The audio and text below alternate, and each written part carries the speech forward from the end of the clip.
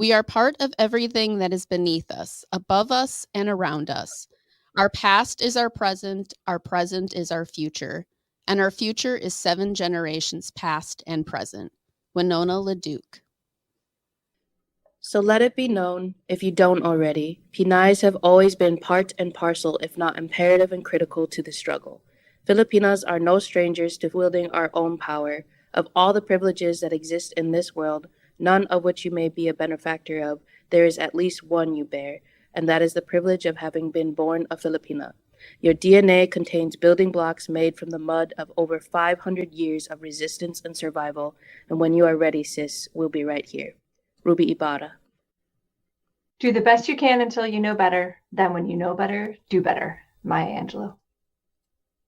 I thought the earth remembered me. She took me back so tenderly, arranging her dark skirts, her pockets full of lichens and seeds. I slept as never before, a stone on the riverbed, nothing between me and the white fire of the stars, but my thoughts, and as they floated light as moths among the branches of the perfect trees. All night I heard the small kingdoms breathing around me, the insects, and the birds who do their work in the darkness. All night I rose and fell, as if in water, grappling with a luminous doom. By morning I had vanished at least a dozen times into something better. Mary Oliver.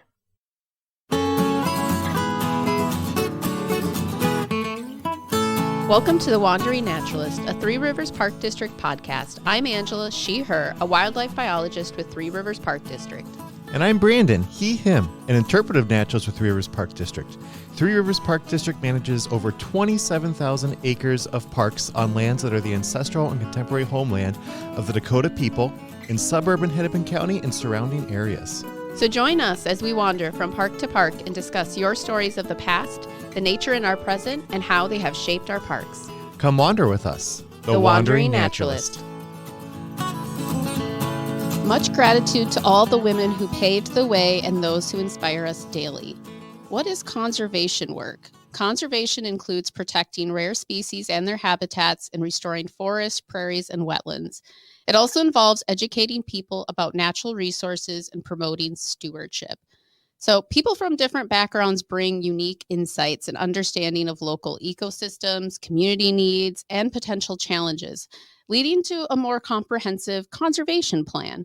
Everyone is connected to our natural world. We are all living on the same planet the last time I checked, right, Brandon? We're on planet I Earth. feel like I daydream sometimes and maybe in another world, but for the most part, yes, we're we're all here. on the same planet. I think it's really important to see people from similar backgrounds working in conservation, which can encourage others to pursue careers in the field. It's something I've talked about in this Women in Wilderness was lacking, I felt, for me growing up, and what really felt like I was pigeonholed to like a teacher or a vet. I didn't know that women could do conservation work or what that looked like. And so it's really important to foster a more diverse workforce and ensuring each future generation continues this work, because I can't do it forever. You can't do it forever. We need everyone to be doing this work. So continuing this tradition of featuring women in wilderness for the month of March has been a big highlight for me. And I'm curious, Brandon, what you've gotten from doing these Women in the Wilderness, because I think I've been getting a lot of good feedback. Oh, I've really enjoyed them. I agree. We've gotten a lot of good feedback. I think for me, I think there's a couple of things. I think for one, you and I, as we've been doing this podcast, have wanted to be really deliberate in making sure that listeners know when they listen that when the Three Rivers Park District says you belong here, the you is everybody. And we really want that represented in the podcast. We want as many different communities to be able to tell their story in here as possible.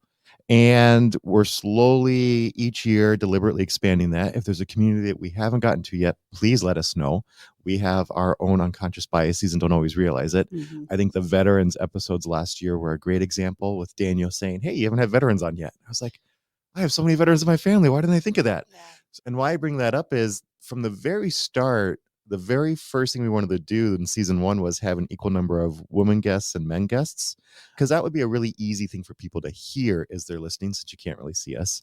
And that was so hard. It was hard. I don't know that we were able to do it. We had to work really hard for it. And now 8 years later, this is the third year doing kind of our Women's History Month series and having all women guests on. And it's just really been amazing hearing these stories and being able to just listen. I think that's really important as well, as listening to what the stories are, listening to what they tell us.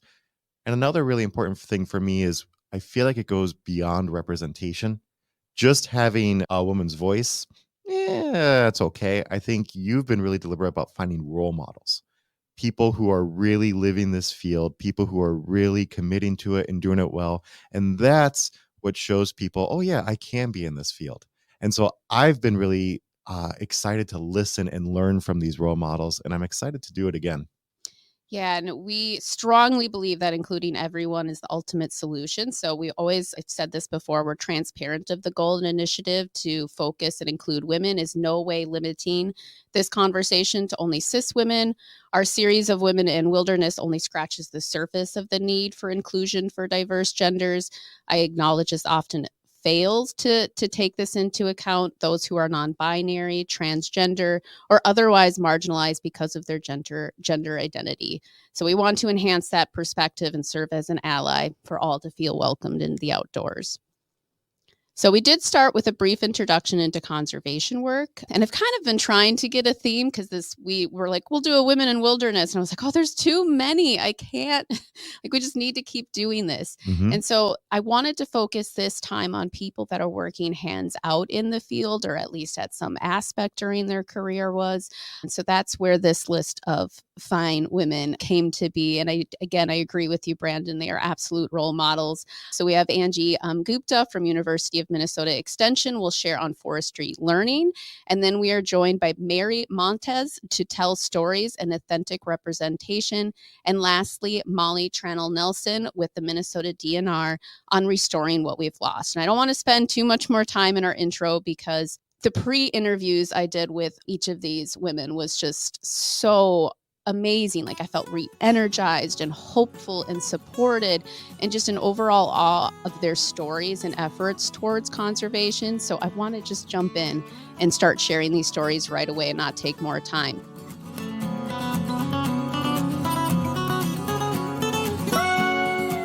So with that, I would like to introduce our first guest. Angie, welcome. Can you introduce yourself for our listeners? Yeah, thanks so much for having me. My name is Angie Gupta, she, her, and I'm a University of Minnesota Extension forester. I work in Rochester, and I've been in that role for about 20 years. I do a lot with terrestrial invasive species, which led me down a journey into eco-anxiety, which I think you'll hear more about in a bit, and do a lot with traditional forestry, and have been really doing a lot of work recently in climate-ready woodlands, so preparing our woodlands for a changing climate. And then I was also one of the founders of the Minnesota Women's Woodland Network, which has been around for a long time, really focusing forestry education on the needs of women. So. Yeah, your name came to mind right away because when I started in invasives, you were right in that thicket too. And you've just really jumped around and done a lot of amazing things. So you are very busy. I want to start back into your background in forestry and how this ties into getting to the Women's Woodland Network. So maybe starting with, why did you get into forestry, or how did that path? Because I always find these paths very interesting. They never seem a very straight path. Yeah, so it's a great question. So I have a learning disability that makes reading and spelling hard. And so I always knew like the liberal arts were not the space that made me most happy. So I knew I was going to do something in science. And then in high school, I took an advanced biology class that happened to be led by a botanist. And so he did tree identification as a part of that class. And it was the first time I had ever, this has been embarrassing for a forester, but had ever really noticed that tree leaves were different. It was eye-opening. And so I realized that I really enjoyed it. And there was this whole world that I didn't realize existed. And so I kind of never looked back. I declared forestry on the drive down to University of Kentucky when I first started, and declared it immediately, went into forestry, really enjoyed it, studied abroad twice, and then ended up joining the Peace Corps as an agroforestry extension educator, which is sort of shockingly close to my job today, if any returned Peace Corps volunteers out there. It doesn't always work out that way. And then came back and actually worked in industry. So I was a district forester for Louisiana Pacific in northern Michigan for a number of years before I started with Extension here in Rochester. And so I was able to see like many different aspects of forestry. And then ultimately, how I ended up working with women is frankly, we did some work within University of Minnesota Extension Forestry, really looking at who was participating in our forestry education. I noticed that it was year 75% men, but women live longer and often inherit the land without having been active managers. And so we really wanted to see if we could crack that nut, if you will. And so we developed this network. There was a steering committee to help us do that, to just figure out how we can engage women in a safe place in which they can learn and participate in forestry more fully. I think back to first starting as a wildlife seasonal, one of the most daunting things was picking up like a chainsaw or not coming with any chainsaw experience. And I imagine there's other challenges and barriers that maybe have initially limited women to being foresters or entering the forestry field. I'm curious if you can talk a little bit more about any of those challenges you might have experienced and how the Women's Woodland Network is overcoming those. Yeah, I think there are actually a number of challenges for women trying to enter the forestry as a career, but even woodland owners just trying to do right by their land. And so chainsaw safety is actually one that the Minnesota Women's Woodland Network has taken some significant leadership on, and we offer women-centric chainsaw safety classes. And it turns out they're really popular because not only do we talk about chainsaw maintenance, what you need to do to purchase chainsaws, but also like what PPE, personal protective equipment, looks like for women, and even things simply like what to do with your hair so that it doesn't get caught in things or it doesn't distract you while you're carrying a chainsaw. Earrings, those are usually not helpful, but like remember, take them off. There's good reasons for that, for ear protection, equipment fixing. Even what kind of bra that you wear. If your strap is constantly falling over your shoulder and you're moving it back up, then you're taking a hand off of the chainsaw, which is less safe. You want two hands on that saw. And so it just turns out there's a lot of like interesting nuances that I think men don't experience and so thus don't think about, that have been really helpful for women. I also think it's been really part of these classes are done in a group setting, and networking is a really key component of the Minnesota Women's Woodland Network, because that's just one example. But when I've gone to hardware stores before to get my chain of my chainsaw fixed, and it I think I'm treated very differently than other people that walk into that hardware store. And I wish it were different, and there might be things we can do to make it different, like where we choose to go as customers. But I also think it's really helpful to hear from others that I'm not alone. It's not me, right? That these are challenges that we face as a group, and yet there are ways in which we can support each other to move forward in that work. And so those are maybe two reasonable examples. I think we might get to some others too, but there are definitely ways we can help and support each other, and those are some great examples in forestry. I mean, it's taken me this long for like when we initially had this conversation around like handling a chainsaw, like I was like, oh, it's so hard for me to start the chainsaw is one, big part of it. Like and I had all men that are teaching me. And it wasn't until you talked about those things that I was like, no one pointed those out. There's such nuance, but really important things that could hinder someone from feeling successful. And really, like it can be intimidating to walk into that. One thing you talked about too, with having women representation and how this helps with like group learning, the sense of community, but also how that relates to like family and how important that is to women. And so I'm wondering if you can explain a little. You even mentioned about like your own family and their perception of that. Yeah, we have a couple of examples of that. So it turns out I share this story. I taught tree identification, winter tree ID many times, and I realized that when I offered it just as a regular forestry class, I got sort of the standard 75% men, 25% women. And then I went back and actually reviewed my records. I offered it exactly the same day in exactly the same nature center, and almost exactly the same day in December, or in January rather, so deep winter. And when I offered it under the banner of Minnesota Women's Woodland Network, I got lots of women.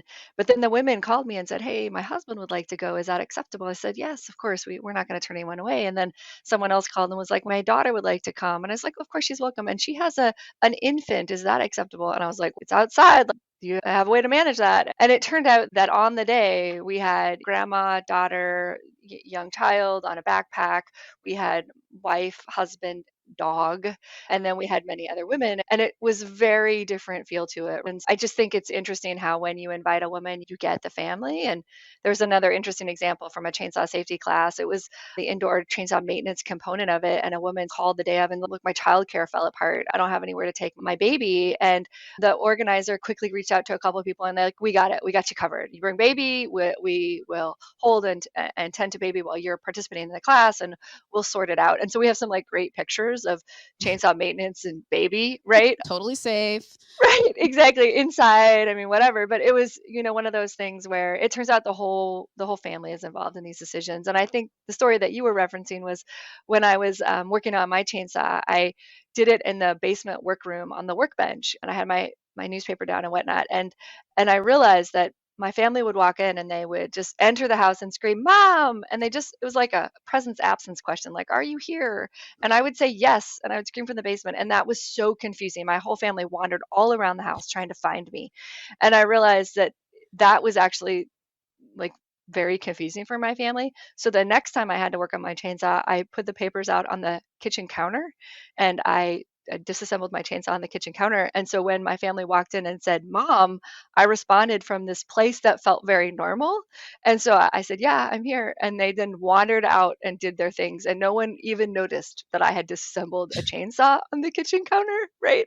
And it Mhm. was this funny realization that even in my personal space where they're used to me doing all sorts of weird things in nature like spaces, that that location difference within the household like was the very confusing part for the family. So anyway.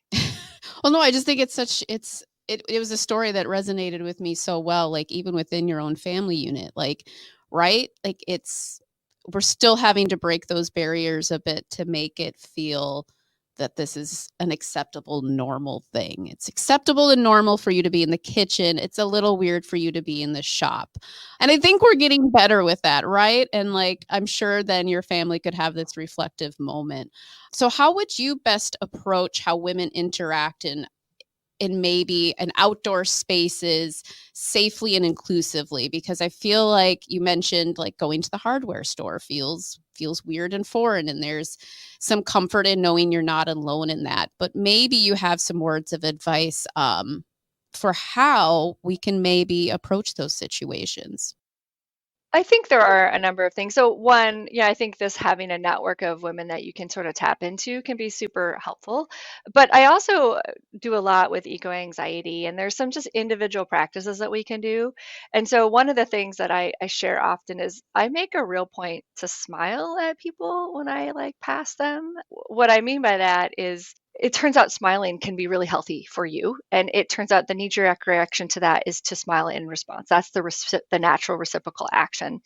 It helps bring a positive interaction to times in which you're not even intending necessarily to have a human interaction. And so the story that I often share is that I bike to work every day, and I make a point to smile at everyone when I do it. And you always get smiles back. And the groups that smile and even wave and will vocally respond are, I think, the groups that are most marginalized.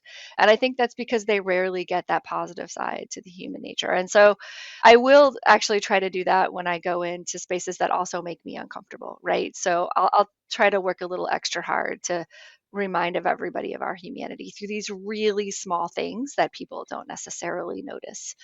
And so I don't know if that's exactly what you were gaming for, but Yeah, and I know that you talked about your biking a lot and the smiling, but that again, you still have a sense of self-protection from being on that bike, right? Like yep. giving there's something to that as well, how we recreate or choose to go through spaces where we might feel uncomfortable. The other story that I sometimes like to share is on a bike, I think I am moving at a different speed. I have a lot of autonomy about where I go and what I do and at what speed I do it. So there's a sense of comfort there, and there's a sense of protection.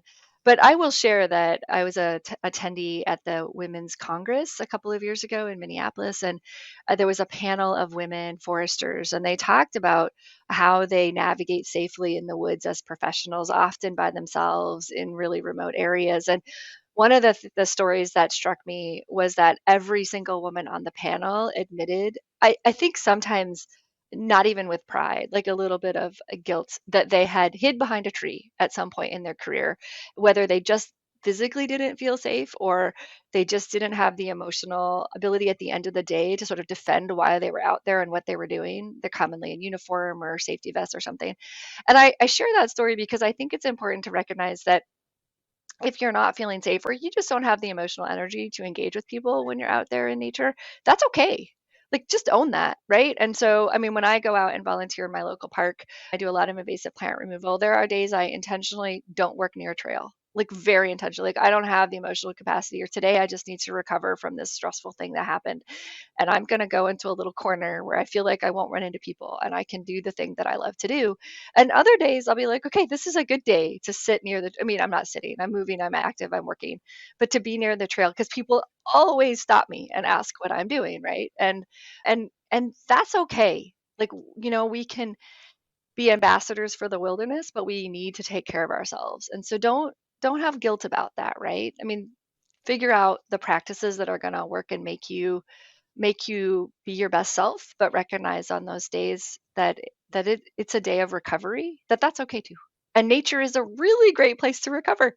Yeah, well, and I think that's part of it. Like, it's so emotionally taxing sometimes to look different and to be called out for that. Like, oh, it's just right. Like, it can be a reaction. It can be a facial expression that just immediately punches you in the gut. Like, oh, here we go. Like, I don't have the capacity for this conversation right now. I'm trying to be one with nature, doing my thing that fills my bucket, and now I'm having to deal with this. So I think that's really important to like set yourself up for success instead of like forcing it. And I think that's the smiling thing. When you first mentioned that, I was like, but I also hate it when people tell me to smile. Do you know what I mean? So maybe me being intentional with it is more of a control thing than someone telling me to smile when I don't want to. Right. But it is also shocking to me when I have a bad day, and they absolutely happen.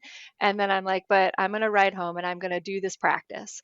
And I always feel better by the time. I mean, part of it is I've had the privilege of biking and being outdoors and being on the river and looking at the wildlife. And I've had a few almost exclusively positive interactions with people. And so, you know, sometimes I will actually sort of make a point to do that when I'm having a bad day as a form of update. And I'll get home and I'll be like, yeah, that didn't work. It's time for a rom-com or something, right? Like, we need Yeah. a little bit more for this Yeah. day. But The eco anxiety I want to keep touching on, because I think this is something we all feel, right? Like, this is a universal thing. Like, the news, climate change, just there's so much going on. And you and I talked about like losing our seasons. I know our staff, Brandon, can speak on this too, but we're losing our seasons. It's really hard to plan for weather, like, can we snowshoe? Will there be snow? Can we go ice fishing?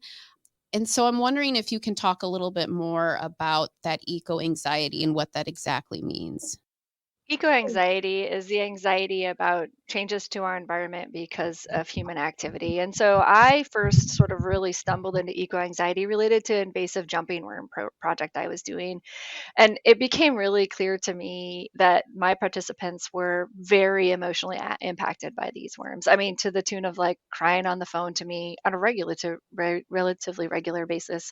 And then it was very common that they would close emails with the salutation, "I'm devastated." And I realized, okay, if I'm gonna, do right by my participants, I need to better understand this.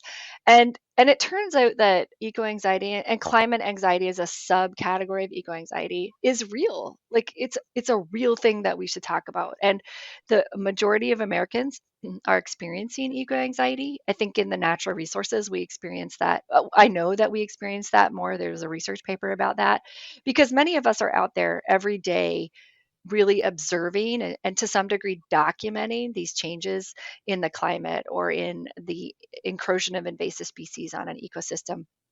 And so we need, I think, to really talk about that. I mean, there are words like solastalgia and disenfranchised grief that we can use to describe those feelings. And solastalgia is the grief that you have for something that is no longer.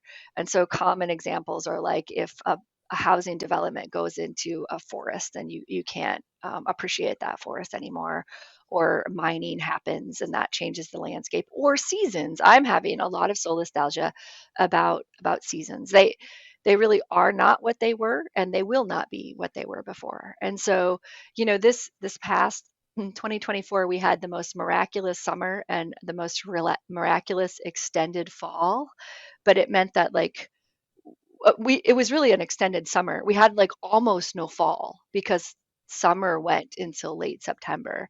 And fall is a really beloved season at my house. We Mhm. just didn't have a lot of crispy evenings. It was really mushed. And so I I find that I need to really take time to recognize that's what I'm missing, to really enjoy the few gifts of fall that we had, take a moment to just enjoy those, the sounds, the feels of that. But then also recognize in Minnesota that climate change will give us more beautiful days, more, warm summers and more comfortable winters in which to bike. And I have a little anger, a little sadness, a little grief about that, but I also need to find the joy that that can offer me. And so really work through that. Disenfranchised grief is a grief around which we do not have rituals as a culture. And I would argue like we don't have rituals around how to really process these feelings. And so we can do that. We can think about that as a group of people that care. And so I encourage us to do that. And part of that is just talking about it.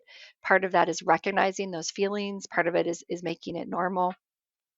So there's lots of ways we can go about that. And I think we'll get to box breathing in a minute, but smiling, laughter. I wasn't kidding about, comedy shows. Those can be really valuable ways to keep us resilient and healthy as humans, which then I think enables us to continue to nurture and steward resilient ecosystems. Yeah, we have to be able to sustain our work in conservation to be able to do this work. So I want to get to the box breathing because you did this. I was just at the Invasive Species Conference and you did this in your talk. I was so excited to see it.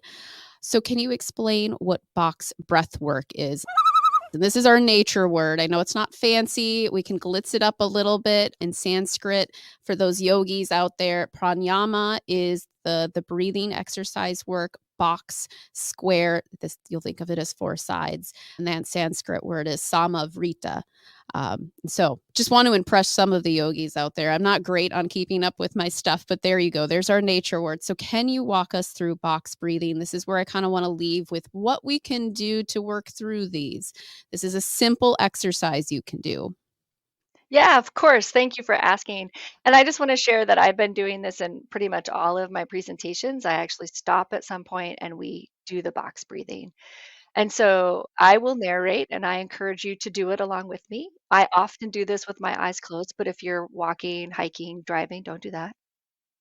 So first, we're going to breathe in for a count of 4. 1, 2, 3, 4. Hold for a count of 4. 1, 2, 3, 4. Exhale for a count of 4.